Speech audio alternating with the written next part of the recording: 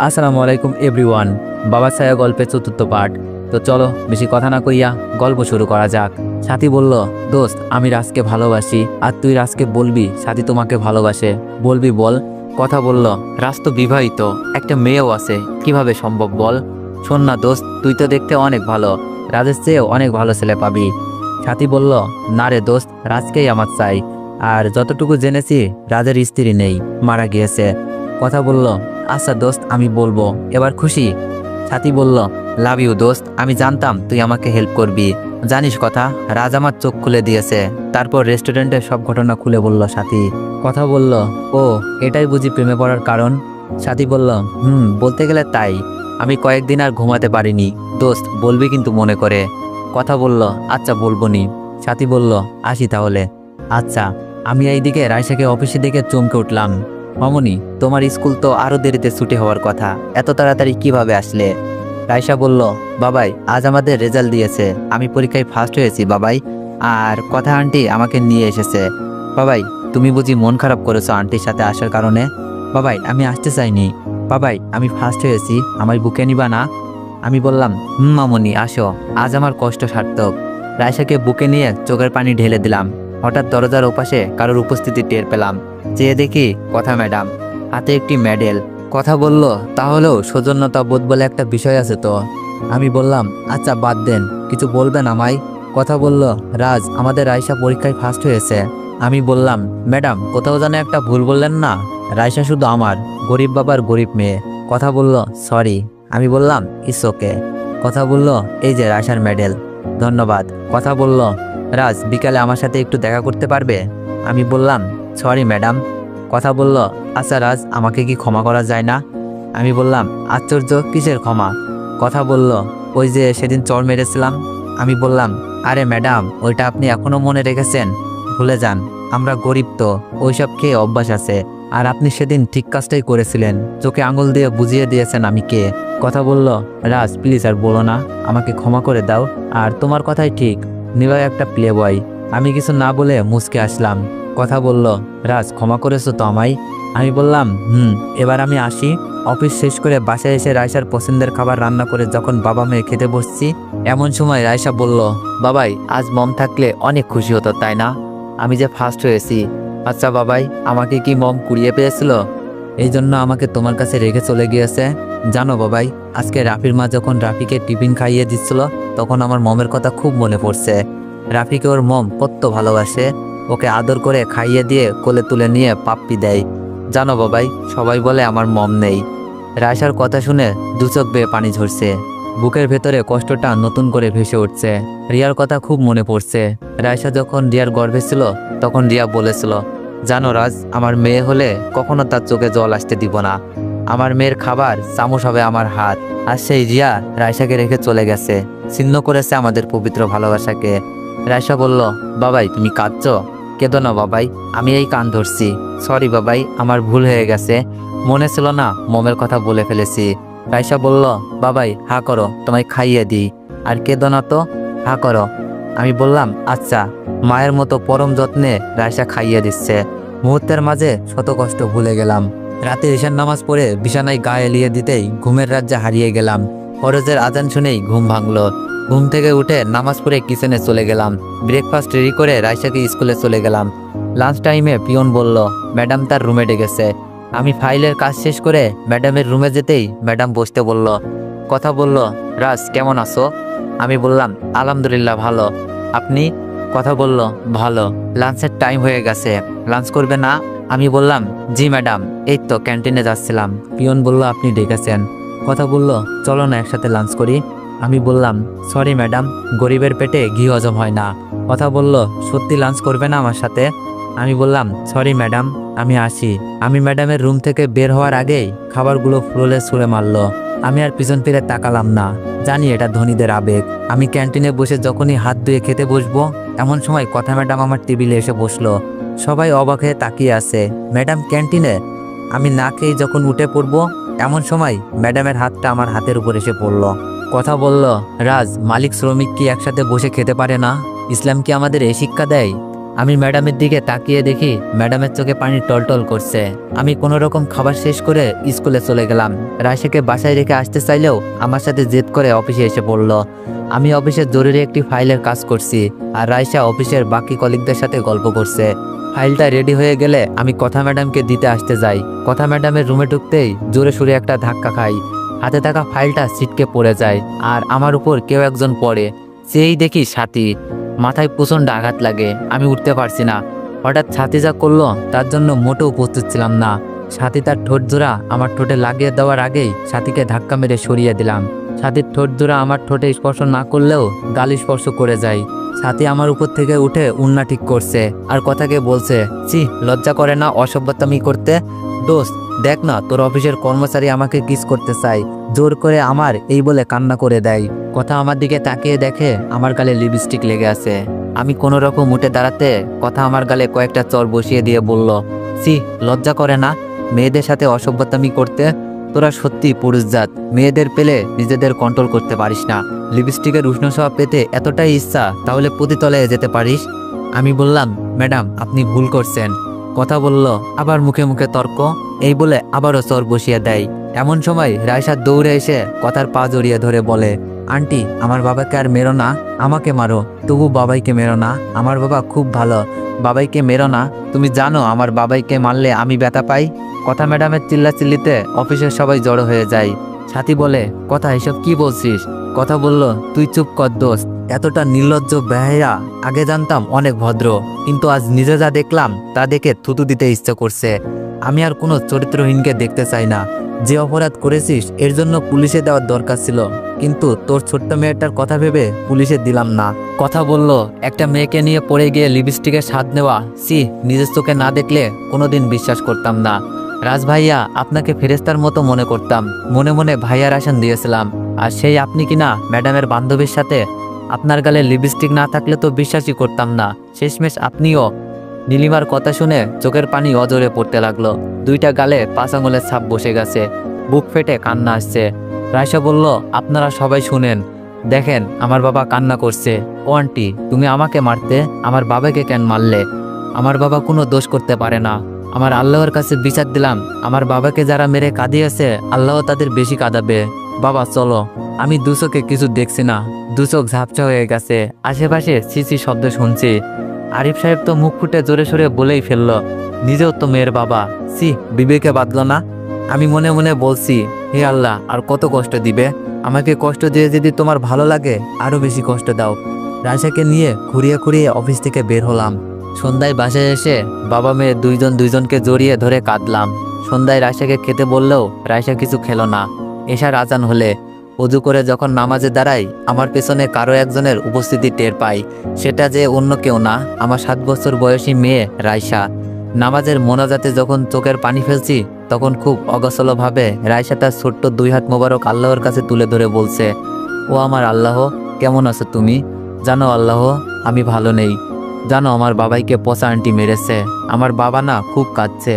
আমার বাবাকে আর কষ্ট দিও না, আমাকে কষ্ট দিতে পারবে না, আমাকে কষ্ট দিও।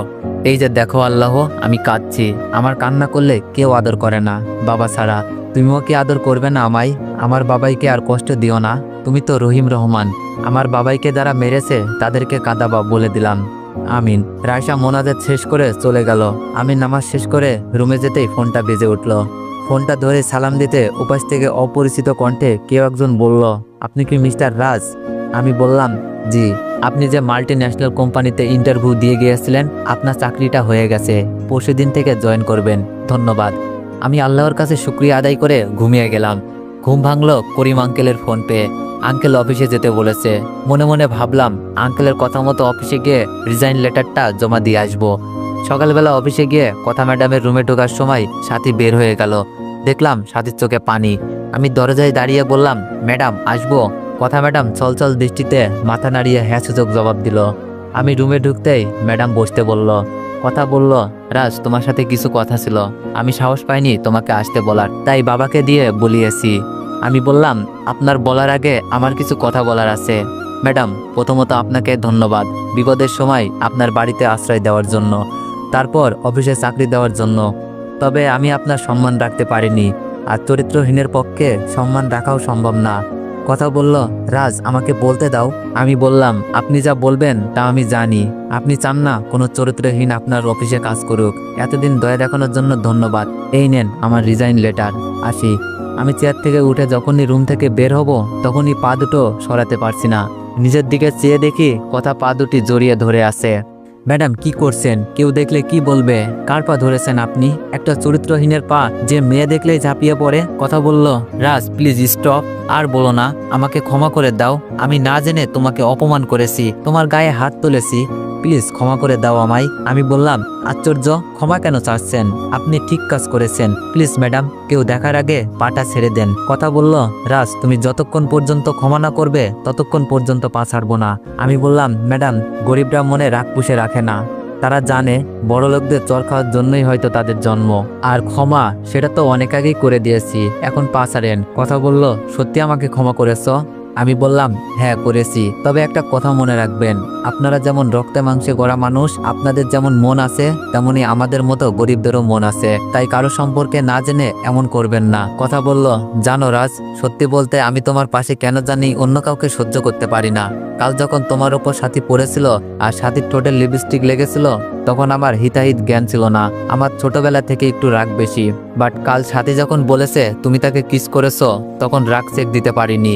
জানি তোমার প্রতি আমার কোনো অধিকার নেই, তারপরেও এসব আমার সহ্য হয় না, খুব কষ্ট হয়। জানো কাল রাতে যখন সাথী ফোন দিয়ে বলল, দোস্ত তোমার না সাথী নিজের ইচ্ছায় তোমার উপর পড়ে গিয়েছিল আর সাথী নিজের ইচ্ছায় তোমাকে কিস করতে গিয়েছিল, তুমি ওকে সরিয়ে দিয়েছিলে। সাথী মজা করেই আমাকে বলেছিল তুমি ওকে কিস করেছো, কিন্তু আমি সেটা বুঝতে না পেরে তোমাকে সবার সামনে অপমান করেছি। সাথী কাল সবার সামনেই বলতে চেয়েছিল কিন্তু পারিনি। প্লিজ রাজ আমাকে ক্ষমা করে দিও। আমি বললাম, আচ্ছা রিজাইন লেটারে সাইন করে দিলে খুশি হতাম। কথার চোখ দিয়ে পানি পড়বে পড়বে ভাব। এমন সময় সাথী এসে বলল, দোস্ত রাজকে নিয়ে একটু তোর রুম থেকে বেরো। কথা আমাকে নিয়ে তার রুম থেকে বের হতেই দেখে অফিসের সব স্টাফরা দাঁড়িয়ে আছে। আমি সবাইকে দেখে চমকে গেলাম। সাথী বলল, হঠাৎ কর্মচারীদের মাঝে একজন বলে উঠল, চরিত্রহীন লোকটা আবার কেন এসেছে? সাথী কথার কাছে এসে বলল, আপনাদের সবাইকে আমি চিনি না, আপনারাও হয়তো আমাকে চিনেন না। যাই হোক, আমি সাথী, তোমাদের ম্যাডামের বান্ধবী। তোমরা মিস্টার রাজকে তো চিনো, সবাই তাকে চরিত্রহীন বলেই চিনো, তাই না? আমি সাথীর কথা শুনে মাথাটা নিচু করে ফেললাম। সাথী বলল, শুনেন তাহলে, আপনারা সেই চরিত্রহীন রাজকেই আজ সবার সামনে বলছি আমি রাজকে ভালোবাসি। বলতে গেলে নিজের থেকেও বেশি ভালোবাসি। সবাই একে অপরের দিকে তাকাচ্ছে। কথা ম্যাডামের দিকে তাকিয়ে দেখি ম্যাডাম কেমন জানি রাগে ফুলতেছে, কিন্তু কিছু করার নেই। সাথী বলল, কি হলো, আপনারা অবাক হলেন? একটা চরিত্রহীনকে কেন নিজের থেকে ভালোবাসি? তাহলে শুনুন, রাজ কালকে আমাকে কিস করেনি। আমি রাজের উপর পড়ে গিয়ে যখনই কিস করতে চেয়েছিলাম তখনই সে মুখ সরিয়ে নেয় আর ফলস্বরূপ রাজের গালে লিপস্টিকের দাগ বসে যায়। কিন্তু আমি উঠে গিয়ে কথাকে বলি রাজ আমাকে জোর করে কিস করেছে। আমি কথাটা মজা করেই বলেছিলাম, কারণ কথা জানতো আমি রাজকে অনেক আগে থেকেই ভালোবাসি। কথাকে বলতেও বলেছিলাম যে রাজকে বলিস আমি ওকে ভালোবাসি।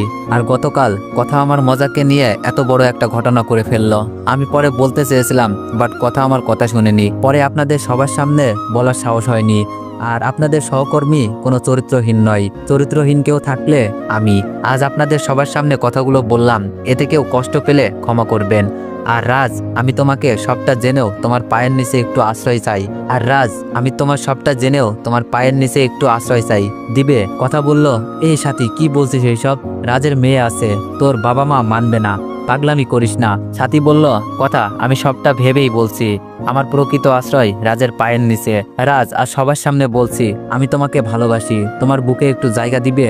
এই বলে যখনই সবার সামনে রাজের হাতটা ধরে সাথী, তখনই আমি সাথীর গালে চর বসিয়ে দিলাম। লজ্জা করে না এতগুলো মানুষের সামনে ভালোবাসার কথা বলতে? ভালোবাসা কি আপনার বাবা মাকে জিজ্ঞেস করেন। আর থাপ্পড়টা দিলাম আপনার পাগলামোর জন্য। আপনার অবস্থান কোথায় আর আমার অবস্থান কোথায় জানেন? এতগুলো মানুষের সামনে আমাকে ভালোবাসেন কথা বলতে নিজের বাবা মার মাথা নিচু করতে লজ্জা করে না? আর যেই মেয়ে বিয়ের আগে অশ্লীলতা করে, কিস করতে যায়, সেটা পতিতা পল্লীতে যাওয়া কোনো পুরুষ নামে কাপুরুষের শোভা পায় আপনাকে বিয়ে করার। পর্দায় থাকেন আর নেক্সট টাইমে আমাকে বলবেন না আমাকে ভালোবাসেন। সাথী বলল, আমি কিছু জানি না, আমি তোমাকেই ভালোবাসি আর ভালোবাসবো। আমি বললাম, ভালোবাসা বাজারের পণ্য নয়, আমাকে ক্ষমা করবেন। সাথী বলল, সত্যি রাজ, তোমাকে বড্ড বেশি ভালোবাসি। আমি যা করেছি সব অন্যায় করেছি। তবে এটা ঠিক, তোমার জন্য নিজের জীবনটাও দিয়ে দিতে পারবো। একদিন আমি প্রমাণ করে দিব তুমি শুধু আমার। আমি কিছু বললাম না, শুধু মনে মনে বললাম রিয়া আর সাথীর দুইজনের মাঝে কতটাই পার্থক্য। সাথী চোখের পানি মুছতে মুছতে চলে গেল। কথা ম্যাডাম নিজের রুমে চলে গেল। অফিসের সবাই একে একে এসে সরি বলে যাচ্ছে। আমি মুচকে এসে মনে পাথর চেপে বলছি ইটস ওকে। নীলিমা বলল, ভাইয়া আমাকে ক্ষমা করে দাও। আমি বললাম, কি হলো, কাঁদছিস কেন? নীলিমা বলল, ভাইয়া না জানে কাল আপনাকে কি সব বলেছি। আমি বললাম, আরে পাগলি, তুই তো জানতিস না। সবাইকে বললাম আমি আর আসবো না, তোমরা ভালো থেকো। অফিসের সবাই বলল, রাজ ভাই তুমি অফিসে না আসলে আমরাও আসবো না, ম্যাডাম তোমাকে আর তাড়াতে পারবে না। আমি বললাম, আরে আমি নিজ ইচ্ছায় চলে যাচ্ছি, প্লিজ তোমরা এমন কিছু করো না যেন অফিসের কোনো ক্ষতি হয়, এটা তোমাদের প্রতি আমার অনুরোধ। অফিস থেকে বের হওয়ার সময় দেখলাম কথা ম্যাডাম অপলক দৃষ্টিতে তাকিয়ে আছে। এই চোখের ভাষা বোঝার সাধ্য যেন কারণ নেই। বিকেলে রায়সাকে নিয়ে আসতে স্কুলে গেলাম। স্কুল থেকে আসার পর রান্না করে রায়সাকে খাইয়ে ঘুম পাড়িয়ে দিয়ে রিয়ার ছবিটা নিয়ে কাঁদছিলাম। রাত 9টা বাজে। এমন সময় করিম আঙ্কেল ফোন দিয়ে বলল তাদের বাসায় যেতে। আমি সকালে যেতে চাইলেও তিনি রাতেই যেতে বললেন। আমি একা যাবো ভেবে যখনই রুম থেকে বের হব তখনই রায়সা বলে উঠল, বাবাই কোথায় যাচ্ছ? আমিও যাব। আর বাবাই তুমি এই পচা মেয়ের ছবি বুকে নিয়ে কাঁদলে কেন? আমি বললাম, রায়সা তুমি না ঘুমিয়েছিলে? রায়সা বলল, আমার বাবাই কাঁদবে আর আমি ঘুমাবো? এটা সম্ভব কিভাবে বাবাই? তুমি জানো না তোমার চোখের পানি দেখলে আমার খুব কষ্ট হয়। আমি বললাম, আচ্ছা আর কাঁদবো না, চলো মামনি, আমি আর তুমি বেড়াতে যাব। রায়সা বলল, আচ্ছা। রায়সাকে নিয়ে ম্যাডামের বাড়িতে যেতেই রায়সা বলল, বাবাই তুমি এখানে আসলে কেন? আমি বললাম, বেড়াতে মামনি। রায়সাকে নিয়ে ভেতরে যেতেই আঙ্কেল আমাকে ডেকে নিয়ে বলল, বাবা রাজ, আমি তোমার বাবার বয়সী। আজ তোমার বাবা যদি তোমার কাছে একটা অনুরোধ করতো তুমি রাখতে না? আমি বললাম, আঙ্কেল বলেন, কি বলবেন? আঙ্কেল বলল, বাবা তুমি অফিস থেকে যেও না, আমার মেয়েটা তোমার সাথে খুব অন্যায় করেছে জানো বাবা। কথা গত রাত থেকে এক ফোঁটা পানিও স্পর্শ করেনি, আমাকে জড়িয়ে ধরে সব বলেছে। তোমার সাথে যে অবিচার করেছে কথা নিজেকে ক্ষমা করতে পারছে না। বাবা আমার মেয়েটাকে ক্ষমা করে দিও, আর অফিস থেকে যেও না প্লিজ, তোমার কাছে বুড়ো বয়সে অনুরোধটা করলাম, দেখো বাবা। আমি বললাম, আচ্ছা আঙ্কেল যাব না। আঙ্কেল বলল, রাজ শুনে বড় খুশি হলাম, চলো সবাই মিলে ডিনার করি। আঙ্কেল কথা ম্যাডামকে ডিনার রেডি করতে বলল। ডিনার শেষ করে আঙ্কেলের সাথে কথা বলতে বলতে রাত প্রায় 12টা বেজে যায়। আঙ্কেল থাকতে বললেও রায়সাকে নিয়ে চলে আসি। একটা রিক্সা করে যখনই আসছিলাম হঠাৎ রাস্তার পাশে একটা কার দাঁড়ানো দেখি। আর একটু সামনে যেতেই গলির মুখে মেয়ে কণ্ঠে বাঁচাও বাঁচাও বলে চিৎকার শুনলাম। রিক্সাওয়ালাকে দাঁড়াতে বললে রিক্সাওয়ালা দাঁড়ালো।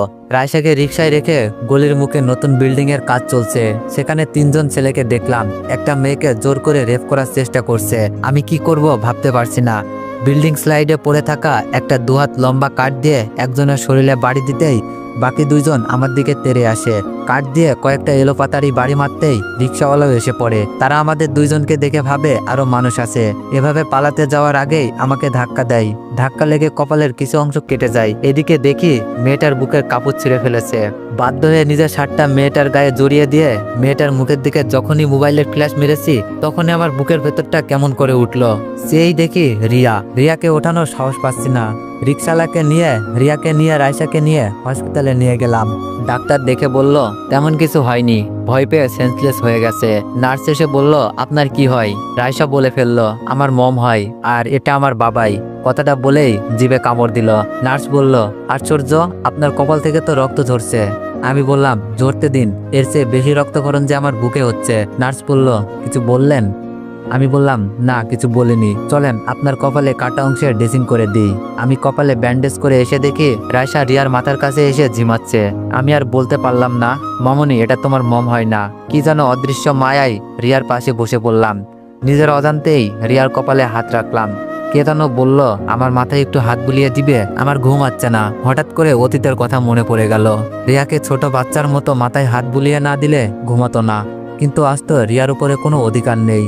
তারপরও নিজের অজান্তে রিয়ার মাথায় হাত বুলাতে বুলাতে কখন যে ঘুমিয়ে যায় খেয়াল নেই। সকালবেলা রিয়ার জ্ঞান ফিরতেই দেখে আমি রিয়ার বুকে। আমাকে দেখে যতটা না চমকে তার চেয়ে বেশি রাগ উঠে পড়ে তার। রিয়া বলল, এই ছোট লোকের বাচ্চা ওঠ। আমি বললাম, প্লিজ আর একটু ঘুমাই। রিয়া জোরে ধাক্কা মেরে বলে, এই ছোট লোকের বাচ্চা, তোর কত বড় সাহস আমার বুকে তোর মাথা রাখিস? তো এভরিওয়ান, এই ভিডিওতে 3কে লাইক কমপ্লিট করে দিলেই নেক্সট পার্ট আসবে। ধন্যবাদ।